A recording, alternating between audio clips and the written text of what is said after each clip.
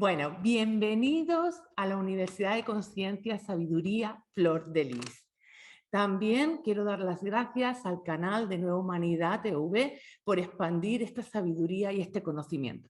Hoy tenemos con nosotros a Antonio Piñero, catedrático en filología griega, además de que ha estudiado en profundidad tanto los textos canónicos como los textos apócrifos. Buenas noches, Antonio, ¿qué tal está? Buenas noches. Te confieso que cansadito. Cansadito, porque de verdad ya el remate desde el 15 de octubre, vamos, no he tenido ni un segundo libre. Estoy un poquito abrumado, ¿eh? Bueno, Que fue cuando apareció el libro este, el gordito del que luego hablaremos, el libro gordo, pero no de Petete, no es de Petete, es otro, pero no deja de ser gordo. Y entonces, si me preguntas sinceramente, te diré, pues estoy cansado. bueno, es que ha sido un trabajo, bueno, yo aquí tengo el libro, ¿vale? De Antonio, junto con otros compañeros catedráticos que lo han hecho posible.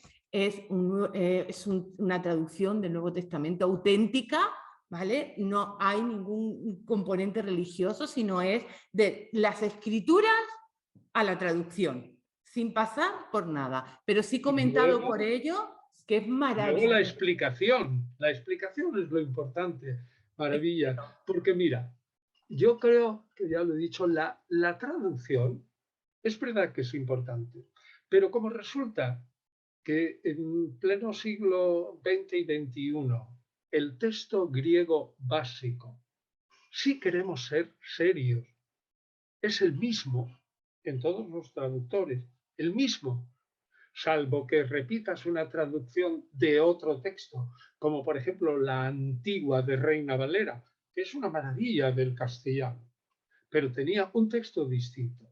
El texto griego de ahora está hecho por unos profesionales a los que no se les puede prácticamente levantar la voz. Si es que no son ni ateos, ni no ateos, ni religiosos, son simplemente profesionales del análisis de texto, de manuscritos, de papiros y de toda esa cosa. Y esa gente, dentro de la Universidad de Münster, serán por lo menos 100 personas. Fíjate lo que te digo, aunque no todas estén trabajando a la vez, pero hay 100 personas o más imbricadas, de tal manera que ¿quién somos nosotros? Por mucho que hayamos estudiado, que nos podemos oponer al resultado de un instituto que se dedica a establecer precisamente el texto griego del Nuevo Testamento, tal como lo podemos hacer retrotraer al momento, digamos, en que a ese momento en el cual nos lo permiten los manuscritos que tenemos. Digamos, es un trabajón tremendo. Y lo que decía, entonces, traducir, pues salvo que tú cojas Reina Valera, en líneas generales tienes que saber que los traductores ahora son profesionales, normalmente, salvo un loco que ande por ahí.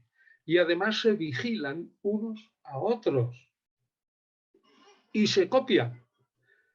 Es decir, que mejoran sus traducciones con lo que ha dicho otro. Es muy difícil que en una traducción, a pesar de que esta ciertamente está hecha exquisitamente sobre el griego, ¿no? Pues yo creo que a partir de unos años va a ser muy difícil que las traducciones cambien sustancialmente. En eso el pueblo cristiano puede estar tranquilo. Bueno, pero El sobre texto todo, griego es básico, lo importante también de este libro es los comentarios. Los claro. comentarios que ayudan al lector a comprender y a profundizar mucho más en los evangelios. ¿No es Eso, así? eso tienes toda la razón y eso es lo que vale muchísimo y que, digamos, no es, digamos, la tarea de decir, bueno, va, esto me ha llevado 3 años. No es decir eso. Es toda la vida Sí. trabajando sobre esos textos. Es decir, la opinión final que tú, como autor, vamos a ser, te pones en mi pellejo, pones en este libro, o mis otros dos colegas, no es una opinión de ayer ni de antes de ayer, es una opinión de muchos años de trabajo que al final se cristalizan en frases entendibles y lo más comprimidas posibles, porque es que si no, fíjate, el libro ese, como te ataque un enemigo, basta que se lo tires a la cabeza y acabas con él, Sí, porque es pesa más verdad. de 1,5 kilos. O sea que este libro vale contra los enemigos, hace ¡fa! ¿No? Entonces imagínate si todavía seguimos comentando y añadimos el peso. La cosa está que hemos dicho todo lo más que se puede en lenguaje sencillo, lo más comprimidamente posible. Exacto. Yo lo Y recomiendo, de verdad, que yo estoy empezando a leerlo, me está gustando muchísimo, comprendiendo mucho más la escritura, que muchas veces pues nosotros mismos hacemos nuestra propia interpretación, algunas veces nos ponemos a leer la escritura y no entendemos muchas de las cosas, y poder ver la visión de estudiosos como ustedes, que son unos grandes estudiosos y unos grandes profesionales, que se han tirado toda la vida investigando tanto los textos apócrifos como los canónicos. Bueno, para mí es un regalazo del cielo tener esto conmigo.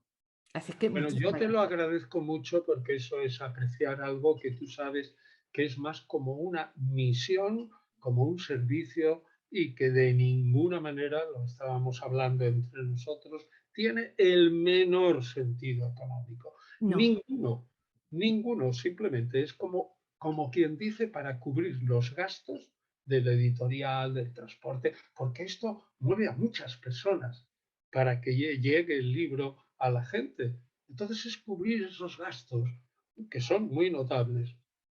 sí, De verdad que no creo que sale prácticamente nadie ganando aquí. de hecho, yo lo que yo siento, es que esto es el legado del servicio de toda una vida. Sí. Y yo, de verdad, que se siente simplemente al cogerlo y empezar a leerlo.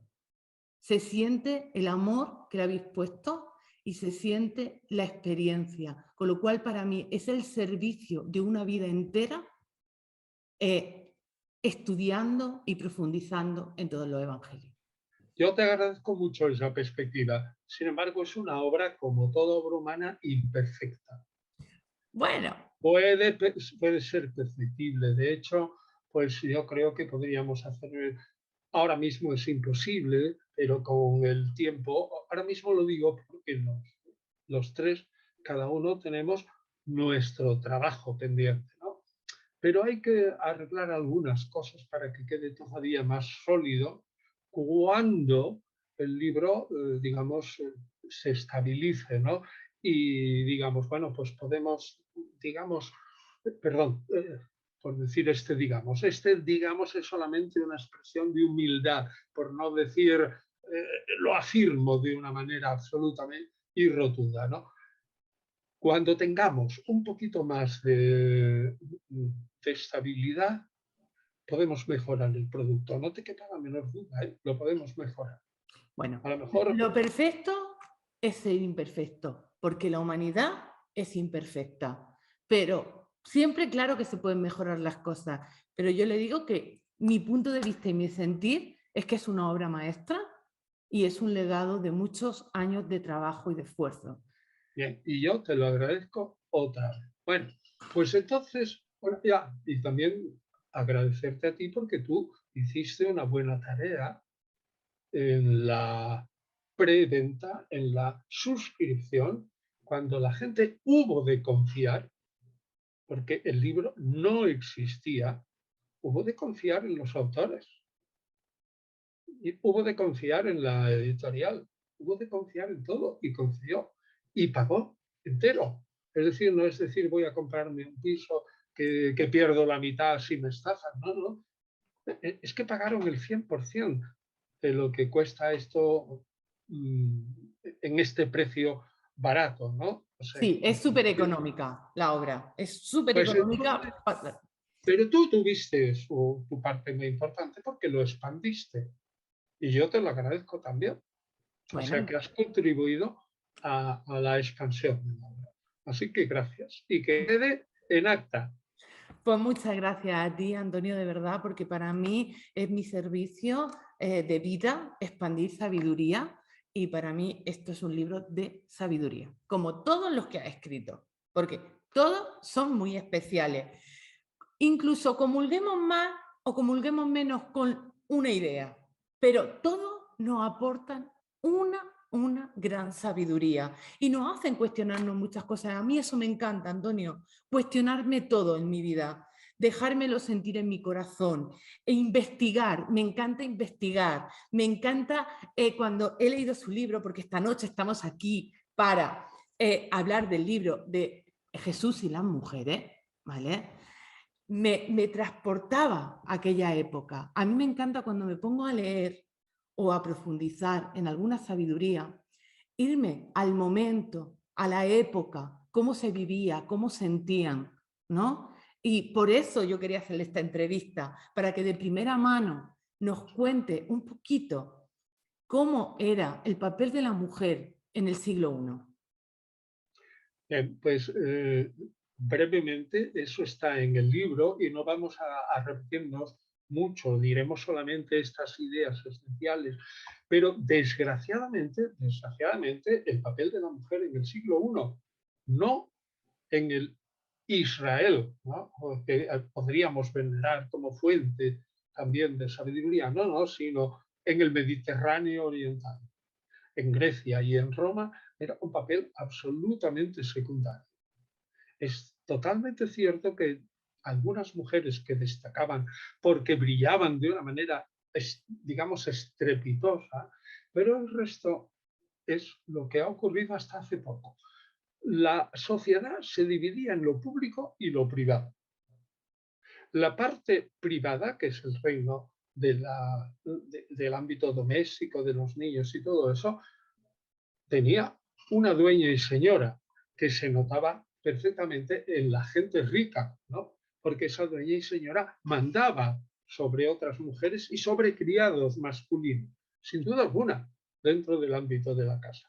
Pero en el momento en que una empresa salía de ese ámbito familiar, por ejemplo, en el cristianismo primitivo, al principio, y con esto unimos, el papel secundario de las mujeres en toda la época, en el cristianismo primitivo, se ve, sin embargo, realzado positivamente, porque el cristianismo primitivo, en líneas generales, sobre todo las comunidades que más conocemos, que son las paulinas, son domésticas. Es decir, al principio, la palabra iglesia no significa lo que hoy significa, es decir, un local más o menos bonito. Iglesia es una reunión y una asamblea que en griego, y se nos ha transmitido, es curiosamente, nada tenemos de arameo, nada tenemos de hebreo. Nosotros, tan amantes de la cábala y todo eso, en el cristianismo primitivo no tienes nada, Es verdad, absolutamente nada. es verdad. Y no puedes decir que haya ninguna historia del cristianismo primitivo en los manuscritos del Mar Muerto, porque no la hay. Sencillamente por motivos de fechas incluso. Es decir, porque cuando los romanos acaban con el asentamiento, no existía ningún cristianismo en torno al año 66 o 64, por ahí, vamos. Existía solo un pequeño grupo. Pues entonces, vayamos a la idea. La mujer tiene un papel importantísimo. La iglesia en griego, porque no tenemos arameo para nada en el Nuevo Testamento ni en nada, la iglesia en griego significa el lugar donde están los elegidos. Qué ¿Qué bonito. cosa más bonita? No lo sabía, me Sí, encanta. ec lego da eclegia, eclesia, es el sitio en donde se reúnen en la antigüedad aquellos que son los elegidos, que no son esclavos ni metecos extranjeros, ni libertos, sino aquellos en la fundación, digamos, de la democracia en Grecia a partir del siglo V antes de Cristo, pues ahí se reúnen al principio nada más que los hombres libres que tienen dinero para pagarse, son elegidos por la fortuna para pagarse unas armas, un caballo y una casa. Entonces esa idea de la Asamblea Popular, en donde no iba todo el mundo, sino solamente, no era la democracia como cree la gente, no, iban solamente los ciudadanos, que eran unos cuantos. La inmensa mayoría de los extranjeros y de los negociantes y de los esclavos y de los niños y de las mujeres no iban. Sin embargo, en una iglesia cristiana, los elegidos son hombres y mujeres. Y como al principio el ámbito es tan pequeñito y es doméstico, ¿quién es el que manda en los elegidos? Pues una mujer. Evidentemente, porque estamos en el ámbito doméstico. Exacto. Y eso es lo que refleja el cristianismo primitivo. Ahora, si tú me preguntas el papel de la mujer en general, como tú lo has leído, lamentable, ¿por qué? Porque no pintaba nada. Exacto, exacto. Porque no pintaba nada, era totalmente secundaria. Hay que decir alguna cosa, sin embargo, yo también lo indico, en Israel había una zona de Galilea, al norte, que le llamaban Galilea de los Gentiles, que quieras o no, los judíos más fanáticos tenían que abrirse al mundo, o si no se moría. Es decir, sus clientes, por ejemplo, de Jesús, carpintero, constructor de casas, pero en la parte de la madera especialmente, pues era un hombre cuyos clientes no eran judíos. Tenía que saber hacer cuentas en griego y en latín, y tenía que estar en contacto con esa gente. Bueno, pues sí que sabemos de mujeres que eran taberneras, que llevaban hospederías o que cogían los productos y iban al mercado y los vendían. O sea, que tenían tratos y llevaban el dinero. Eso en Galilea, en Judea menos. Es decir, que puede decirse que dentro de ese cuadro en que la mujer es secundaria, en Galilea había una cierta predominancia. Luego, desde luego, la mujer no tenía ningún derecho a la educación. Fíjate qué cosa más terrible. Ni siquiera que se le enseñara las letras, más que la tradición oral y, digamos, los principios religiosos que iban transmitiendo a sus hijos. No podían ir a la escuela. ¿Y Piensan por, los talibanes ahora, ¿eh? ¿Y por qué cree que hacían eso? ¿Por qué, Antonio, no dejaban que la mujer fuera una mujer culta? No es que no lo dejaran, sino es que se necesitaba, la cultura era solamente cosa de ricos. Y se necesitaba la fuerza, la mano de obra femenina para mantener el campo y la casa. Entonces no se podía permitir el lujo que una fuerza barata como era el de una mujer en casa estuviera estudiando y dejara otros campos en los que podía rendir aparentemente de un modo económico más brillante. Bueno, pero sí se podría haber enseñado dentro de la casa, ¿no? El Bueno, marido o el padre enseñarle a escribir, enseñarle la escritura. sin embargo, no consta. Vale. No consta. Y no consta tampoco, sino que en todo caso, la escritura y la alfabetización estaba reservada exclusivamente a los varones. Y ahora estamos hablando, como nuestro fin es María Magdalena y el cristianismo primitivo, estamos hablando de Roma. Es un mito también, pero un mito mito propaganda de Flavio Josefo, el decir que el 90% de los varones israelitas del siglo I sabían leer y escribir. Eso no es verdad. Hoy día, por otros testimonios, porque tenemos papiros y que tenemos otra información, vemos que eso es un mito. Si solo el 10% de los varones eran alfabetos, totalmente. ¿Por qué? Porque también esos eran escribidores, son los escribas, ¿no? Y se dedicaban a los contratos, a leer y copiar las escrituras sagradas que en Israel tenían importancia. El resto de los varones eran analfabetos funcionales. Sí, así es. Y además es cierto, ¿no? Corrígeme si me equivoco, que en el siglo I tener un libro, un pergamino, un escrito, era como alguien muy rico, alguien muy culto, es decir, Un no libro es de como, pergamino no lo tenía casi nadie. exacto, que no es como Hojas de ahora. papiro sí, que las comprabas caras y tal, y que eran caras.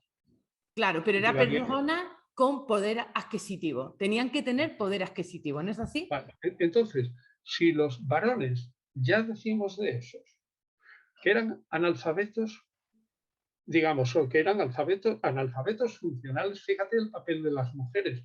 No sabemos cómo enseñaban los maridos a las mujeres en casa. Desde luego, en el cristianismo primitivo se dice expresamente, tanto en Primera Timoteo como en ese pasaje falso de 1 Corintios 14, 33, 31, por ahí, que ese es un pasaje absolutamente falso, pero ahí sí se dice que las mujeres, si alguna duda, que le pregunten a sus maridos en casa. Ujú. Evidentemente, las mujeres tenían que preguntar algo, ¿no? Y que los maridos harían algo, ¿no? Pero vamos, no tenemos más que esos datos indirectos. Así que te digo que en el cristianismo primitivo la mujer tenía un papel infinitamente más importante del que podía tener otra cosa. Y la asamblea estaba regida en una casa por mujeres, sin duda alguna. Y Eso las sí, mujeres, y las mujeres que tenían un poder adquisitivo más alto, ellas tampoco podían. sí podían. Sí. Ah, Desde luego en Galilea, y eso sí que se ve, que ellas se manejaban en los negocios y todo eso. Sí. Y poder adquisitivo alto debía de tener María Magdalena y debía de tener Juana y debía de tener Susana. Esas tres que aparecen en Lucas 8, 2, 3. Seguro. Y tenían una cierta autonomía. Y seguro, vamos, el Evangelio no lo dice, pero probablemente Juana, que era la mujer del ecónomo de uno, tenía varios, de Herodes Antipas, igual se tuvo que pelear con su marido para seguir a Jesús. O sea, eso no lo dice el texto, pero no era tan fácil. Que María Magdalena no se llame María de un nombre masculino detrás, sino María de un pueblo, eso quiere decir que esa mujer luego era soltera o viuda y que era probablemente empresaria. ujú. O sea que ahí había algo de dinero y ciertamente esas mujeres con sus dineros ayudaban a esa reata de pobres, pero de pobres de solemnidad, que claro, habían dejado todos sus trabajos y si se dedicaban a predicar, tenían que vivir de la misericordia pública, salvo, salvo esas mujeres que acompañaban a Jesús. Que hay allí afecto personal de las mujeres, porque como dicen algunos, Jesús para ser atractivo retóricamente no podía ser feo, sino que tenía que tener un aspecto bueno y hablar muy bien y ser alto y guapo y todo eso. Eso son suposiciones muy plausibles, pero son suposiciones. Lo único que sabemos es eso. Es lo que te he dicho. La posición de la mujer en el siglo I en Israel era horrible.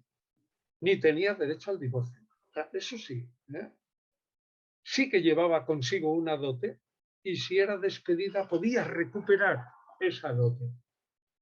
Porque, claro, se quedaba en la calle, ¿no? Eso sí, pero no podía pedir el divorcio. Y allí había que pedirlo. El divorcio no es como ahora. Ahora tú vas Ahora, mujer, tú vas al juez y le dices, yo me quiero divorciar. Y sabes perfectamente que no tienes que dar razón ninguna y que el juez te tiene que dar el divorcio, aunque se oponga a tu marido. Eso es absolutamente impensable. En todo caso, las mujeres ricas de Roma sí lo podían hacer legalmente, pero en Israel no. Bueno, entonces, la situación era lamentable en sí. Que hubiera algunas gentes en Galilea que tenían dinero y, como se ve, eran capaces de regentar, como digo, pues una posada, hospedería o cantina o algo así, ¿no? Y que fueran al mercado, cierto. No tenemos, por ejemplo, ninguna mujer que fuera presidenta de una sinagoga, ¿Es cierto? Ujú. ni tampoco tenemos ningún caso de una mujer que fuera secretaria, el Hatzán, ¿eh? De la sinagoga, que fuera el secretario, el escribano, en fin, bueno, todo lo que se podía hacer de la secretaría, incluso el limpiador y todo eso de la sinagoga, no. Pero por otra parte, ese eh, judeocristianismo de Pablo anterior al que nos pinta, es anterior cronológicamente, pero posterior al que nos pintan los evangelios en la vida de Jesús, ciertamente las mujeres tenían un papel indudable. No hay que ver nada más que las mujeres, tanto en Filipenses como en Romanos, están, digamos, desempeñando papeles de jefas que ayudan a la comunidad en la administración económica y no sabemos si en algo más, probablemente más, que eran al menos diaconisas, que eran evangelistas y por lo tanto eran maestras.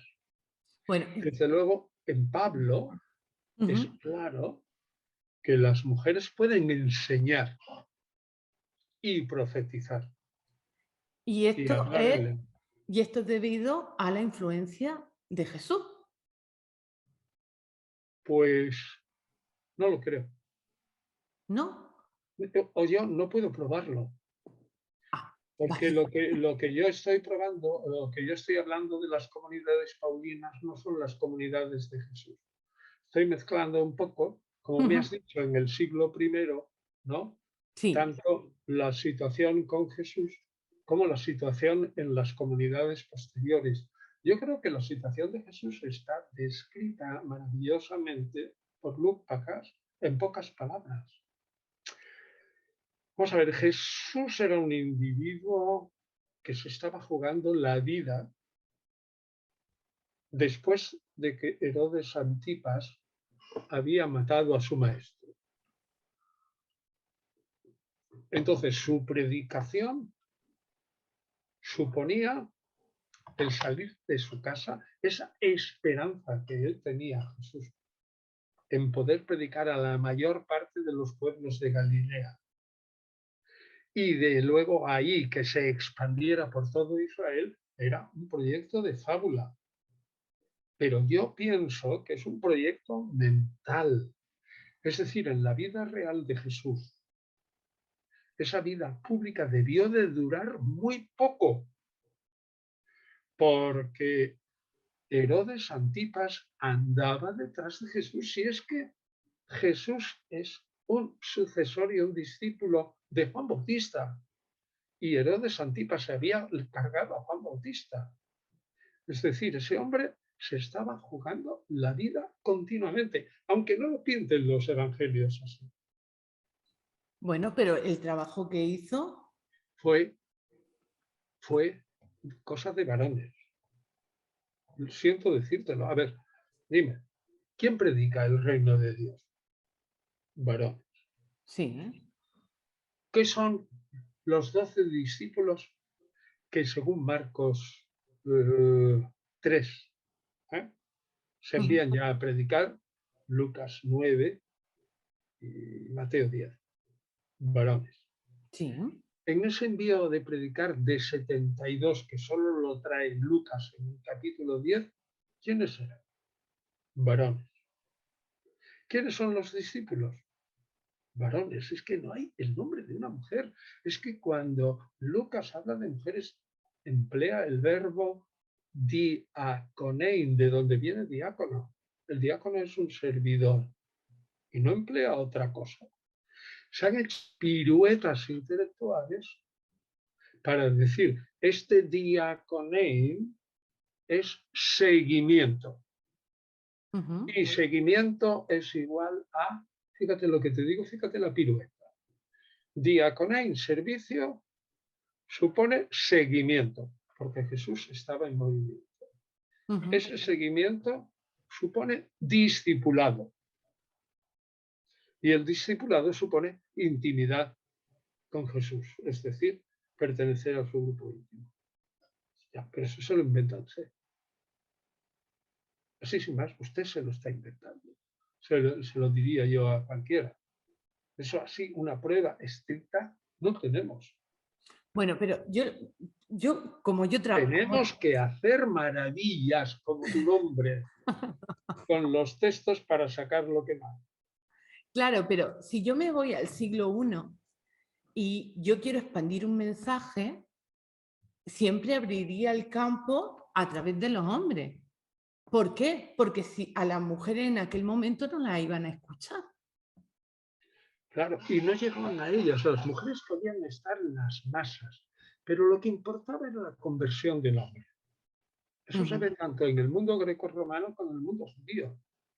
Si tú convences en una familia al varón, el varón arrastra, quiera o no, por la fuerza del patriarcalismo a su mujer. Y si es rico, bueno, a su mujer y sus hijos. Y si es rico, a sus esclavos y esclavas.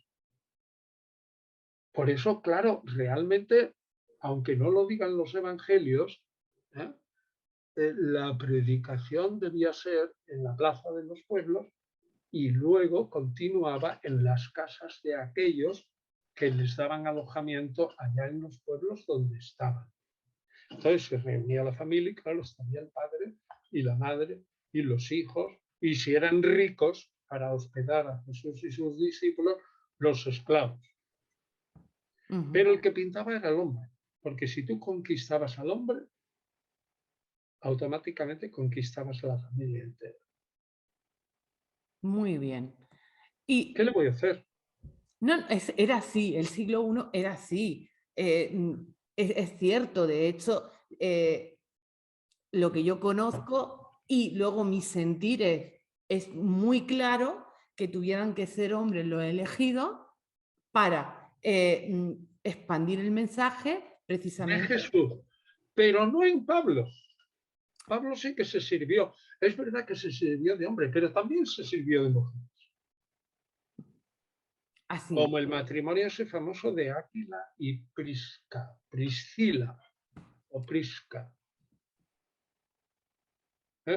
Era un matrimonio y por lo tanto actuaban unos y otros. Es distinto, pues, y no confundamos que al principio lo estamos confundiendo, lo que es la misión de Jesús y lo que es la misión de Pablo sobre todo, porque la misión judeocristiana no la conocemos.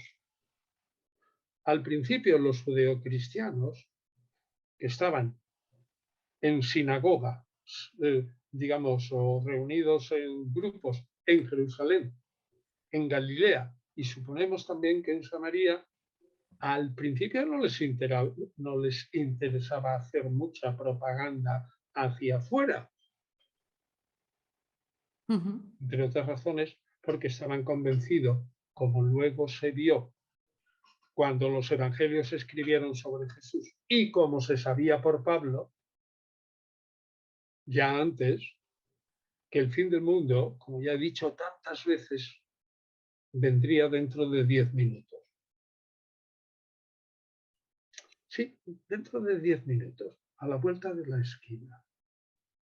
Tanto es así que estoy convencido de que si yo vendo todas mis propiedades a la baja, evidentemente, sea una serie de señores que se creen unos iluminados y los demás son unos cucos que no creen en ellos y no son tontos, dicen a este tío que está vendiendo su casa o su campo, yo a la baja.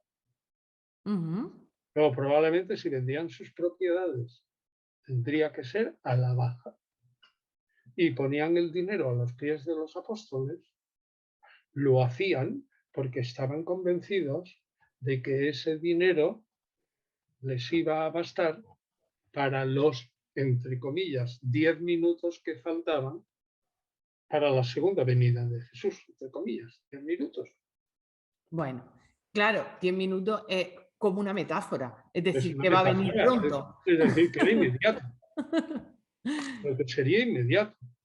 Quiero decir que nadie vende todos sus bienes si no está absolutamente seguro de que le va a llegar para comer él y su grupo y sus hijos hasta el final. Ujú. Bueno, a lo mejor también son que no han entendido bien los mensajes o lo han Que no, transgiversado. no digas eso, no, No sé. porque esa hipótesis no es posible. ¿Cómo que no han entendido bien su mensaje? Si, no, si Jesús lo dijo 1000 veces, que la venida es inmediata.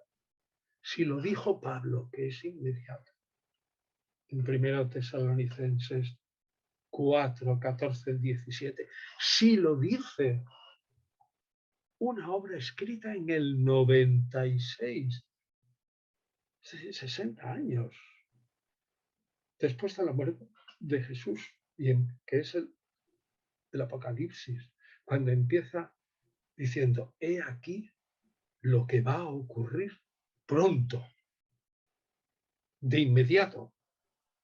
Luego da la fecha de unos 2 años y medio. Pero es pronto, de inmediato. Pero esos 2 años y medio, eso es en el año 96. En Hechos 5 y 4 y antes, cuando se nos dice que todos vendían sus casas y ponían el producto a los pies de los apóstoles, vamos, es de sentido común pensar que una madre no vende su casa y su campo si no sabe que va a alimentar a sus hijos, que tiene suficiente hasta el momento final.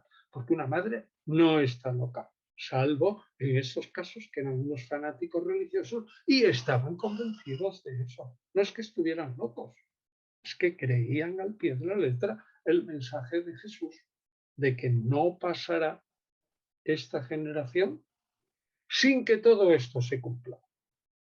Y el mensaje de Jesús que dice, y no beberé de esta copa hasta que beba el vino nuevo en el reino que viene, es decir, inmediatamente. Eso está en el capítulo 14 de Marcos, 14, 20, por ahí. Es decir, el panorama es un poco distinto al que piensa la gente, ¿no? Pero insisto que una cosa es la comunidad primitiva y el mensaje de Jesús y otra cosa es la iglesia, Bueno, donde las mujeres están muchísimo mejor. ¿y por qué cree Y, que están mejor en el mensaje paulino? porque lo dicen sus cartas. Ujú.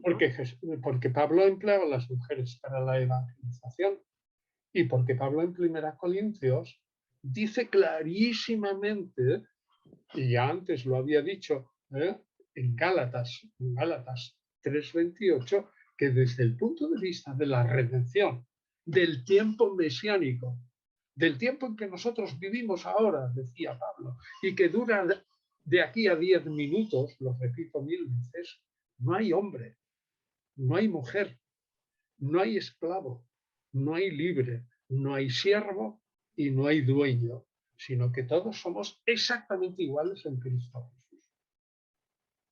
Ojo, no iguales sociológicamente. A Pablo le interesa, somos iguales en cuanto a la salvación. Y eso se repite en 1 Corintios, como te digo, cuando se dice claramente que la mujer tiene derecho a rezar, a profetizar y a enseñar. Y se repite más claramente en Romanos y en todo eso cuando se ve como Pablo y en Filipenses utiliza mujeres. Y eso no puede ser, por ejemplo, mis suposiciones, ¿vale? Usted me corrige si me equivoco.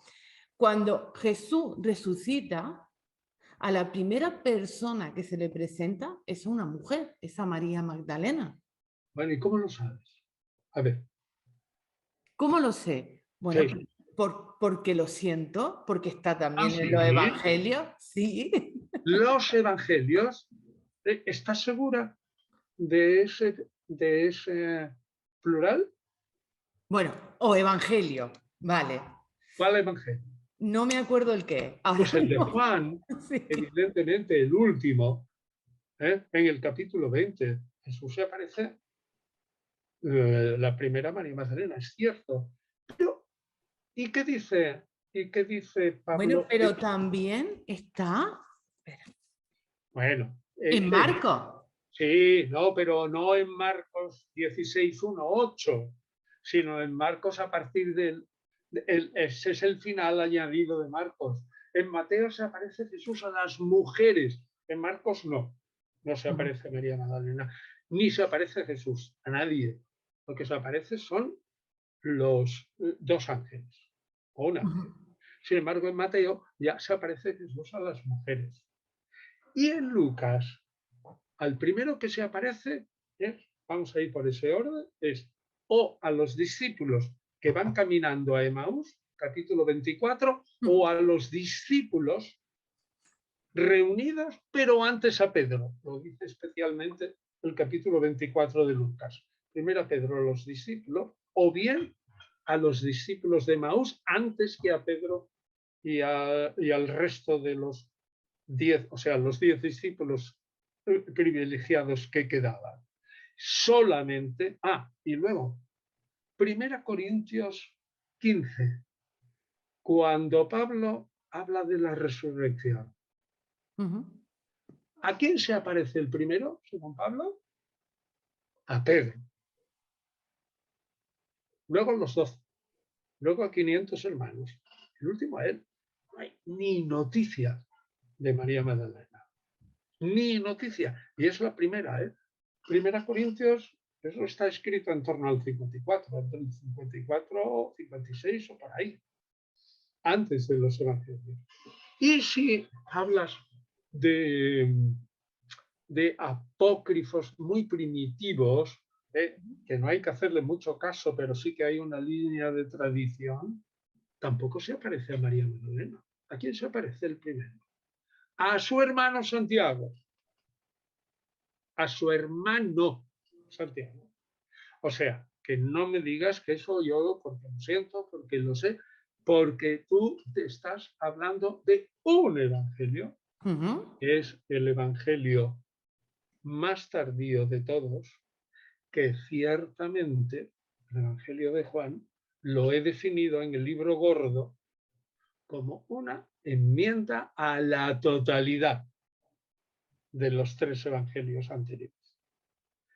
Que ahí hay en la comunidad de Samaria, como se ve clarísimamente por el Evangelio de Juan capítulo 4, diálogo de Jesús y la Samaritana. Que hay en la comunidad de Samaria un importante influjo de mujeres, me parece seguro. Que esa comunidad se traslada probablemente, como dice Gonzalo Fontana, probablemente da ese supuesto en el libro gordo, cuando habla del Evangelio de Juan. Que se traslada después a Éfeso es muy probable. Que allí en Éfeso hay una tradición sobre María Magdalena y las mujeres y todo eso, unida a esa corriente mística, gnóstica, incipiente, que se percibe en el Evangelio, el cuarto Evangelio, me parece evidente. Pero eso es una corriente dentro del cristianismo que algunos dicen, claro, es una corriente, pero ¿por qué? Porque el cristianismo era machista, porque era patriarcalista. Y claro, esa verdad absoluta que se apareció primero a María Magdalena es contradicha por Pablo, porque Pablo era un machista. Mentira, Pablo no era un machista. Es absolutamente mentira. Y eso lo rebato yo en mi libro sobre Pablo. El texto ese que he dicho de 1 Corintios 14, 32, por ahí, eso es un texto en el que dice que las mujeres cállense en la asamblea, si algo tienen que decir que se lo pregunten a sus maridos, eso está metido, es una glosa metido de rondón en 1 Corintios, no es Paulino. Pablo no era un machista, es que no lo era. Sin embargo, por esa frase y luego por haber dicho la Iglesia que 1 y 2 Timoteo y Tito eran de Pablo, cuando no lo eran, sino de discípulos suyos, se le ha cargado el San Benito a Pablo que la mayoría de las mujeres cristianas odian, entre comillas, a Pablo. Y dicen, ese era un ginófobo, es decir, un expulsador de mujeres, un misógino y todo eso, odiador de mujeres y todo eso y tal, cuando es absolutamente mentira. Y te lo digo a mí que me importa lo mismo 8 que 80 en esto. Y que yo soy un defensor en eso de Pablo porque he estudiado a Pablo y veo que eso es una calumnia que se le ha echado encima a Pablo y que culpable es la Iglesia por haber, bueno, la tradición eclesiástica. Perdón, no la Iglesia, borro, sino toda la tradición eclesiástica que ha dicho que 1, 2 Timoteo y Tito son paulinas, cuando no lo son. Son de sus discípulos y tardíos. Y presentan una iglesia totalmente diferente que sí es misógina. Pero Pablo, ni a tiros. Por eso digo yo, distingue la vida de Jesús, su predicación, sus ideas e Israel del siglo I. Distingue el cristianismo primitivo, Pablo, las iglesias primitivas, las de los elegidos, asambleas domésticas gobernadas por mujeres y mujeres que hacían, digamos, las que reunían, las que mantenían económicamente, digamos, la estructura de esa asamblea y las que mandaban en ella. ¿Hasta qué? Y eso también lo explico. ¿Hasta qué?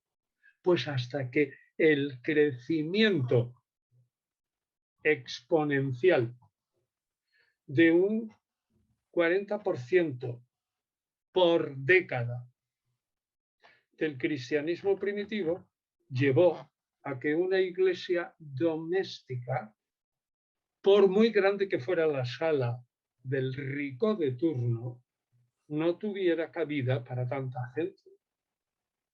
Y de la casa del rico o del medio rico hubo que pasar a alquilar un local fuera.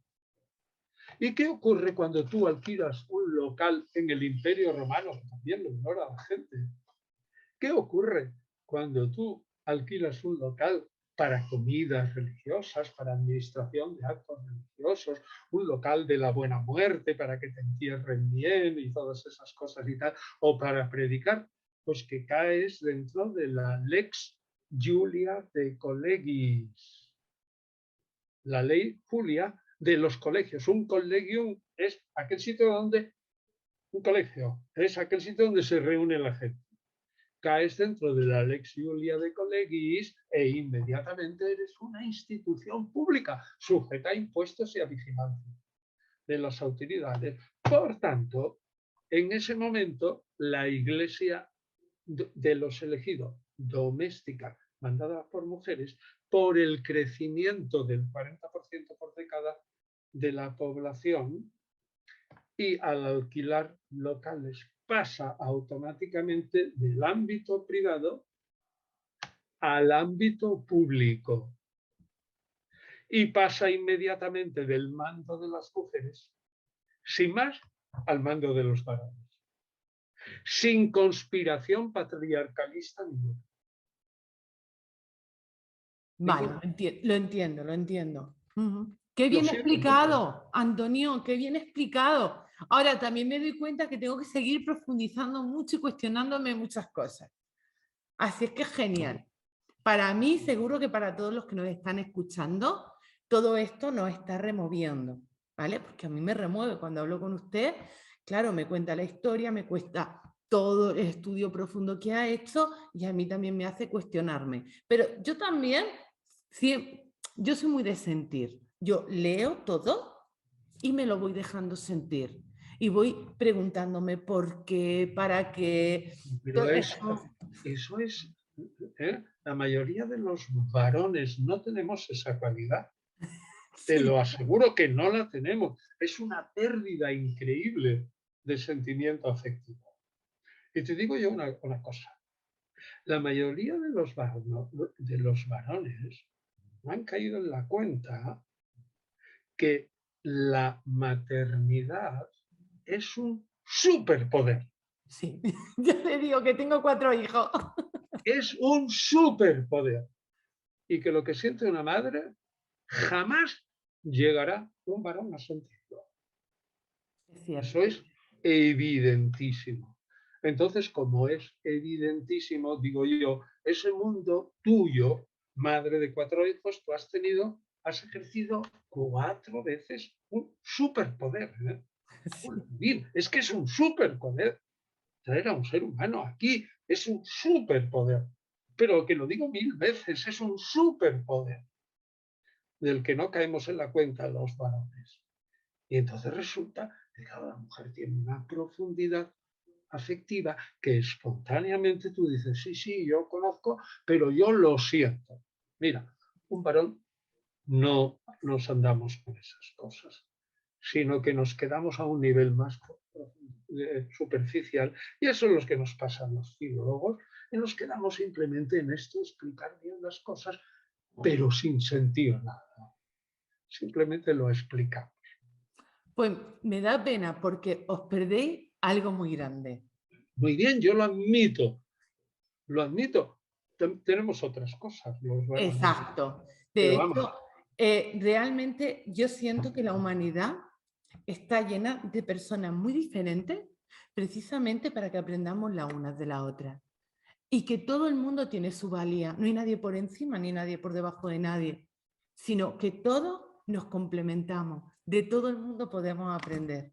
Y a mí, Antonio, de verdad, me encanta aprender contigo. Aunque en algunos puntos pues no tengamos la misma mirada, pero yo sigo aprendiendo con usted. Y aquí está la prueba viviente de que me encantan sus libros, tengo varios, y que los leo, los estudio, me meto en el papel y digo, a ver cómo lo están viendo, bueno, voy ahora a sentirlo, esto sí, esto no, que a lo mejor para ustedes es como, bueno, es una manera diferente, ¿no? De ver la vida. yo veo, sí, las cosas como un poco objetivas y Mm. sin sentimiento. Es decir, intento, quizás sea también mi temperamento, que es como muy ideológico, ¿no? Curiosamente, todos somos raros, ¿no? Porque puedo decir, tampoco puedo decir que sea un frío estrepitoso, porque si fuera un frío estrepitoso, tú a mí me pones, por ejemplo, ¿qué te diría? Vamos, el Gloria de la Misa Solemnis, y de solo pensarlo se me saltan las lágrimas. Ahí hay un sentimiento tremendo, pero en otras cosas no tengo sentimientos. Es Bueno, decir, porque es puedo algo... ser un iceberg y a la vez tener sentimientos. Somos contradictorios. Bueno, pero eso es muy bonito y además solamente con ver su mirada se sabe que tiene mucho amor dentro.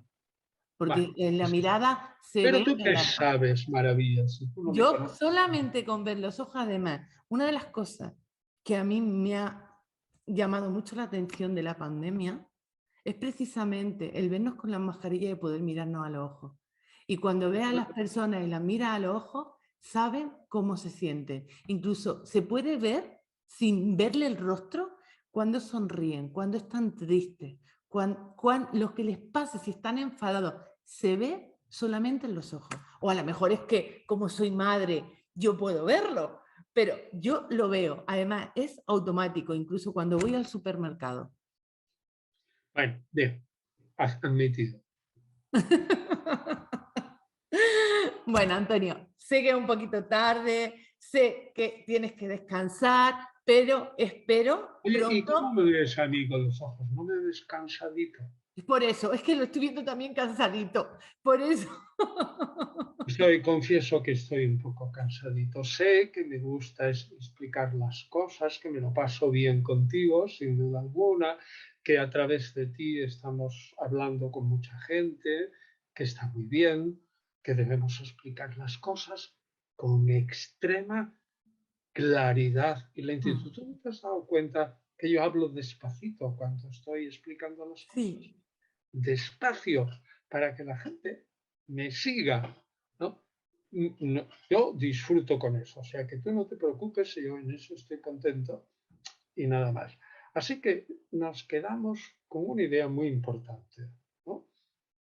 Es poco lo que podemos decir de María Magdalena o casi nada hasta el momento en que empieza la saga o leyenda de Jesús en la cruz y la resurrección. Y ahí tenemos un testimonio que unido uno a Juan 4, la mujer en el pozo de Jacob y el diálogo de la mujer samaritana, ese diálogo con Jesús, en el que Jesús se revela por primera vez. Y el paso de la fe imperfecta a la fe perfecta de esa mujer, que había tenido 5 maridos, no creía en nada y de repente se le abren los ojos. Segundo, el episodio de la adúltera está en más manuscritos de Juan que en Lucas. Es un añadido seguro, porque está en diversos sitios, pero pertenece más, digamos, al espíritu de Juan. Tercero, María Magdalena al pie de la cruz. Es una escena simbólica, igual que el de la samaritana. Y ahí, como las bodas de Caná, son símbolos.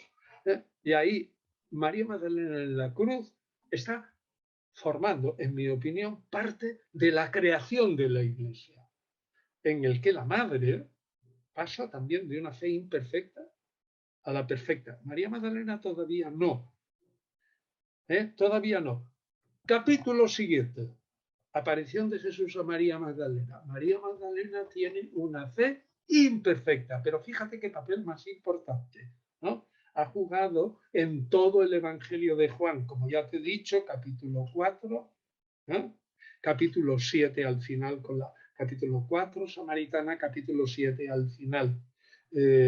Esto adúltera, capítulo 19, 25, María Magdalena en la cruz, capítulo 20, aparición a María Magdalena. Pero fíjate que María Magdalena es el símbolo de la fe imperfecta. En ese capítulo 20, es que la gente no reflexiona.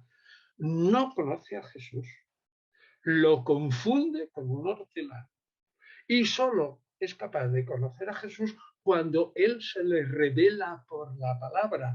Y aún así su fe es perfecta porque le sujeta los pies y lo quiere retener para sí misma sin comprender que su puesto está arriba con el Padre y que ese tiempo de estar en la tierra ya pasó. Y después de ahí empieza la fe perfecta. O sea que es el tránsito de la fe imperfecta a la fe perfecta. Y esa es la línea de María Magdalena como discípula de Jesús, después que es una línea solo del Evangelio de Juan y los evangelios gnósticos y que está ausente del resto de la tradición eclesiástica. Pero es muy importante. Es decir, nosotros no podemos decir que no desempeñaron papel. Sí podemos decir que no desempeñó el papel ese que le dicen las gentes durante la vida pública de Jesús, que si su mujer, que si que no tendrá. Esos son cuentos, no quiero decir chinos para no molestar a los chinos, pero cuentos y leyendas no se puede sacar. Ciertamente, era una mujer fiel, estaba con otras mujeres de Galilea y los seguía, mientras que los varones huyen. Marcos 15:40. Ella está allí con otras. ¿Qué duda cabe? Ahí hay una línea que eso tampoco se puede rechazar. Y esa línea, antes, porque esa línea es antes y después. Antes porque es la vida de Jesús, después porque está dibujada por Marcos, que escribe cuando ya se ha muerto Pablo. Ujú. Pero en la vida de Pablo, la mujer tiene una importancia tremenda. Y que se quede esto nuestros amigos hoy. Pablo no era en absoluto ningún enemigo de las mujeres, sino todo lo contrario. Bueno, pues Punto. Se acabó mi discurso. muchas gracias, Antonio. Bueno, pues que cada uno que nos han escuchado se deje sentir, que siga investigando sobre toda esta información, porque a mí me parece algo súper apasionante. Yo sigo profundizando, sigo estudiando y sigo aprendiendo de todo. Antonio, de verdad, 1.000.000 de gracias por compartir su sabiduría con nosotros y ya le dejo descansar. Muchas bendiciones. Bueno, yo tampoco tengo tanta sabiduría. Lo que tengo son muchas peonadas, como dicen, muchas peonadas, muchas peonadas dadas. Es decir, que he trabajado mucho, nada más. Bueno, pues un placer de verdad, Antonio. Yo te lo he dicho, te lo digo, Bueno, es un honor compartir siempre con usted. Así es que muchas bendiciones y nos vemos en breve. Espero que nos sigamos viendo y que nos siga compartiendo mucha información. ya nos veremos, no te quepa la menor duda. Yo te estoy muy agradecido por la labor de promoción del libro gordo, este de los libros del Nuevo Testamento, y sabes que te estoy muy agradecido. Lo sé. Nada, un beso y saludos a todos, y en ti pues saludo a un montón de gente, ¿no? Sí, va a haber un montón de gente que nos vea y que comparta toda esta sabiduría. Así que muchas bendiciones. Gracias. Vale, gracias igual.